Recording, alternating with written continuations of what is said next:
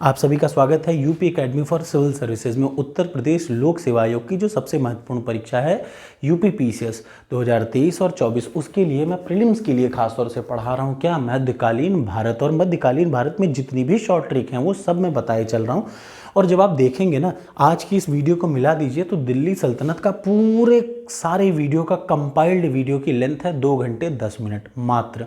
इसका मतलब पूरा का पूरा मध्यकालीन भारत का जो कंपाइल्ड वीडियो कितने घंटे में आप खत्म कर सकते हैं? 2 से सवा 2 घंटे में पूरा खत्म कर सकते हैं। वो भी 2 बार सुन लीजिए तो रट जाएगा। तो इतनी चीज़ के लिए बड़ी बड़ी कोचिंग वाले 2.5 घंटे पढ़ाते हैं, फर्जी का पैसा लेते हैं। जो काम आप फ्री में कर रहे हैं उसके लिए पैसा देने की कोई ज़रूरत नहीं। ठीक, तो चलिए शुरू करते हैं, समय नहीं बर्बाद करते हैं। ये 2 भाई साहब, कौन सा? गुलाम वंश आया चला गया, फिर गुड़ खा तसले में मैंने बताया था दिल्ली सल्तनत के बारे में। गुलाम वंश, खिलजी वंश, तुगलक वंश। तुगलक वंश का जो लास्ट राजा था वो था क्या? नसीरुद्दीन महमूद। ध्यान से सुनिएगा, तुगलक वंश का लास्ट राजा था नसीरुद्दीन महमूद। उसके समय काल में एक तिमूर भाई थे, तैमूर लंग। 1398 एडी में तैमूर लंग जो कि राजा था समरकंद का, उसने हमला कर दिया और बहुत भिगो के मारा नसीरुद्दीन महमूद भाई को। ठीक है, और इनकी राजगद्दी को डिथ्रोन कर दिया, ख़त्म कर दिया। भारत में बहुत ज़्यादा लूटपाट की। अब मैं आपको एक इंटरेस्टिंग चीज़ बताता हूँ। 2 राजा ऐसे थे, एक तैमूर लंग और दूसरा चंगेज़ खान। ये दोनों बहुत ही वैसे थे, बहुत ही वैसे का मतलब बहुत ही क्रूएल टाइप के थे। जैसे ये लोग आते थे, बहुत ही लूटपाट करते थे, महिलाओं को उठा ले जाते थे, इस तरीके की सारी हरकतें ये लोग करते थे। अब मैं आपको एक एग्जाम्पल बताता हूँ। एक जगह है जहाँ 50 लोग बैठे हैं, वहाँ से तलवार लिए 25 लोग आए और शुरू के आधे लोगों को काट डाले। तो बचे हुए 25 लोग जो बैठे हैं वो मरते दम तक इस बात को याद रखेंगे और हदस में रहेंगे कहीं दोबारा ना मारपीट करके चला जाए। कुछ ऐसा ही था तैमूर और कुछ ऐसा ही था चंगेज़ खान। चंगेज़ खान के बारे में तो कहा जाता है कि चंगेज़ खान इतना खतरनाक था कि जब वो मर गया तो उसके मरने के 10 साल बाद तक उसके राज्य में विद्रोह नहीं हुआ, डर के मारे। किसी की हिम्मत ही नहीं हुई, कहीं उठ के चला आया तो क्या हो जाएगा। क्यों? क्योंकि वो जब मारता था ना तो लोगों की मुंडी का मीनार बना देता था, लोगों की खोपड़ी का क्या बना देता था, मारने के बाद मीनार बना देता था और लोगों को कन्वर्ट करने पे मजबूर कर देते थे ऐसे लोग। तो चलिए शुरू करते हैं। आज की 2 सबसे छोटी डायनेस्टी जो कि गधी भी थी, बेकार, कोई लॉजिक नहीं था। इतिहास आज का वर्तमान और कल का भविष्य सिर्फ उन लोगों को याद रखता है जो क्या हो, मशहूर हो। कभी हल्के लोगों को कोई नहीं याद करता। तो चलिए सैयद वंश का सबसे पहले शॉर्ट ट्रिक जान लेते हैं। सैयद वंश और लोधी वंश को आज निपटा दे रहे हैं। इससे ज़्यादा नहीं पढ़ना इन दोनों वंश के बारे में, क्योंकि मैंने बताया ना गधे लोगों को कुछ ज़्यादा ना कोई याद करता है ना एग्ज़ाम भी याद नहीं करता। सैयद वंश का शॉर्ट ट्रिक है खिज्र में मोहम्मदीन। खिज्र में मोहम्मदीन। तो सबसे पहले आपको याद रखना है चारों संस्थापक और लास्ट राजा। खिज्र खां, मुबारक शाह, मोहम्मद शाह और अलाउद्दीन शाह। याद रहेगा ना, खिज्र में मोहम्मदीन, खिज्र में मोहम्मदीन शॉर्ट ट्रिक। तब सबसे पहला खिज्र खां 1414 से 1421 तक इसने राज किया और इसने ऐसा कोई खास काम नहीं किया जिसके बारे में मैं इसको बता सकूं, इसलिए मैंने बताया ही नहीं है। ठीक है, ये कोई भी ऐसा खास काम नहीं किया। दूसरा मुबारक शाह।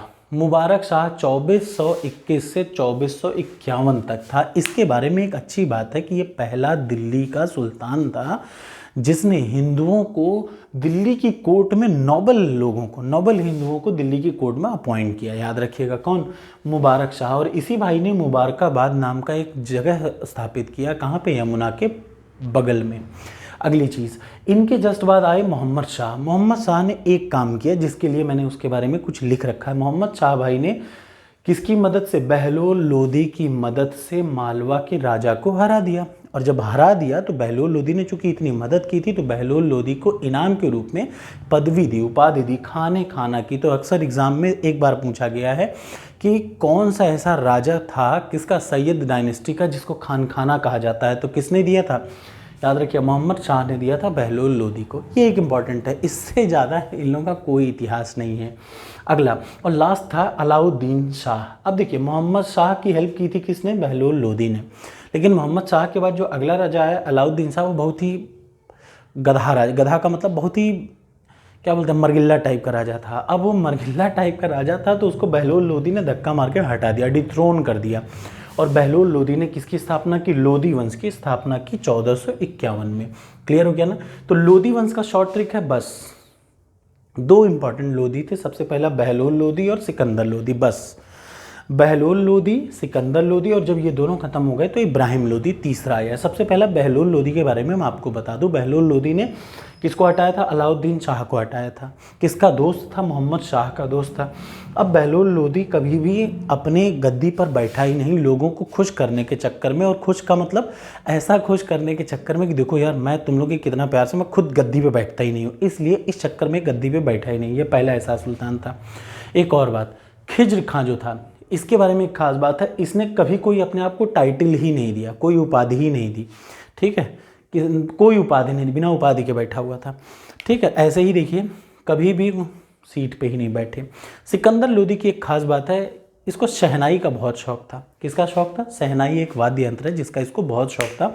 और इन दोनों के बाद बचे अब्राहम लोदी। अब्राहम लोदी की खास बात यह है कि ये अब्राहम लोदी 1526 में पानीपत की पहली लड़ाई में बाबर से हार गए, और वो एक ऐसा समय था पानीपत की प्रथम युद्ध 1526 को, जबकि भारत में मुगल वंश का साम्राज्य स्थापित हुआ। ठीक, तो ये इसका छोटा सा हिस्ट्री है। कैसा लगा कमेंट बॉक्स में ज़रूर करिएगा। और सबसे ज़रूरी बात, एक बात याद रखिएगा, इतिहास ना हमेशा किसको याद रखता है? जो टॉपर हैं उनको याद रखता है, कभी भी गधों को नहीं याद रखता। ठीक है, थैंक यू सो मच।